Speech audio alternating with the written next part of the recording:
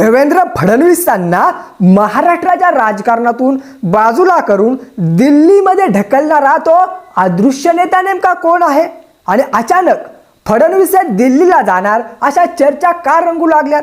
खुद्द त्यांच्या पत्नी अमृता फडणवीसांना समोर येऊन स्पष्टीकरण का द्यावं लागलं आणि सर्वात महत्त्वाचा प्रश्न, 2.5 वर्षाचं मुख्यमंत्रीपद मिळवून देखील नंतर उपमुख्यमंत्रीपद स्वीकारावं लागलेला असा कोणता अतृप्त नेता आहे ज्याला फडणवीसांना महाराष्ट्रातून कायमचं बाहेर काढण्याची एवढी घाई झाली। आणि आज आपण महायुतीमधील याच अंतर्गत गेम प्लॅनचा आणि पडद्यामागच्या धक्कादायक राजकारणाचा बुरखा फाडणार आहोत। मग त्यांना दिल्लीत पाठवण्यासाठी महाराष्ट्रातून थेट दिल्लीत एवढं जोरदार लॉबिंग कोण करतंय? सर्वोच्च न्यायालयातील शिवसेनेच्या खटल्यापासून ते महायुतीतील अंतर्गत वर्चस्वाच्या लढाईपर्यंत महाराष्ट्राच्या राजकारणात सध्या असा काही खेळ सुरू आहे जो समजून घेतला तर तुमचे सुद्धा डोळे उघडतील।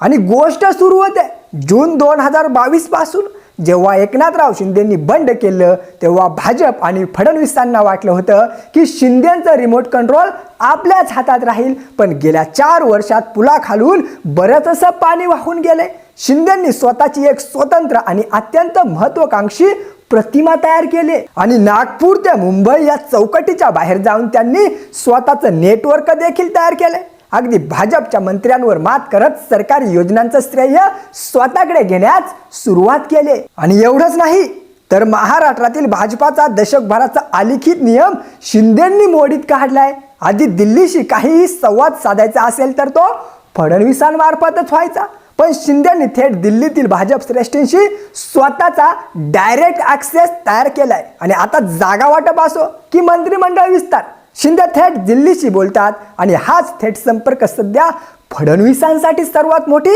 डोकेदुखी ठरते। पण आता खेळ उलटलाय। सर्वोच्च न्यायालयात शिवसेना पक्ष आणि चिन्हाच्या वादावरती सुनावणी सुरू आहे। ठाकरे गटाच्या वकिलांनी शिंदे गटाला कायदेशीर कचाट्यात पकडलंय।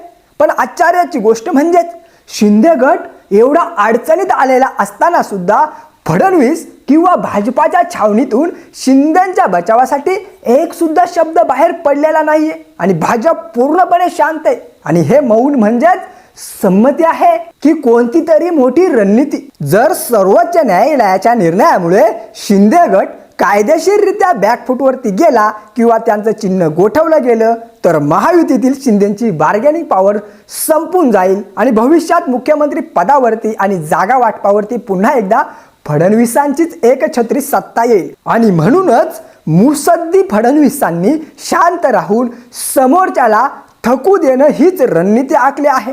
आणि थोडक्यात सांगायचं तर 2022 मधील एकनाथराव शिंदे हे भाजपाच्या सोयीचे होते, तर 2026 मधील एकनाथराव शिंदे हे भाजपाच्याच जागेवरती डल्ला मारू पाहणारे एक मोठं आव्हान बनलेत। दिल्लीच्या बळावर फडणवीसांना शह देण्याचा प्रयत्न करणाऱ्या शिंदेंना आता सर्वोच्च न्यायालयाच्या लढाईत स्वतःचं अस्तित्व टिकवावं लागतंय। आणि या लढाईमध्ये शिंदे जेवढे जास्त दमतील तेवढाच देवेंद्र फडणवीसांना महाराष्ट्रातील मुख्यमंत्री पदाचा मार्ग पुन्हा एकदा सुकर होणार आहे। त्यामुळेच ही लढाई फक्त 2 शिवसेनेची उरलेली नाही, तर ही महायुतीच्या अंतर्गत कोणाचं राज्य चालणार याची सर्वात मोठी लढाई बनली। तुम्हाला काय वाटतं मित्रांनो? फडणवीसांना दिल्लीत ढकलण्याचा प्रयत्न करणारे नेते यशस्वी होतील की फडणवीस पुन्हा एकदा महाराष्ट्राचे निर्विवाद नेते म्हणून समोर येतील? तुमचं मत आम्हाला कमेंट बॉक्समध्ये नक्की सांगा आणि असेच नवनवीन व्हिडिओ पाहायला आपलं यूट्यूब चॅनल सबस्क्राईब नक्की करा।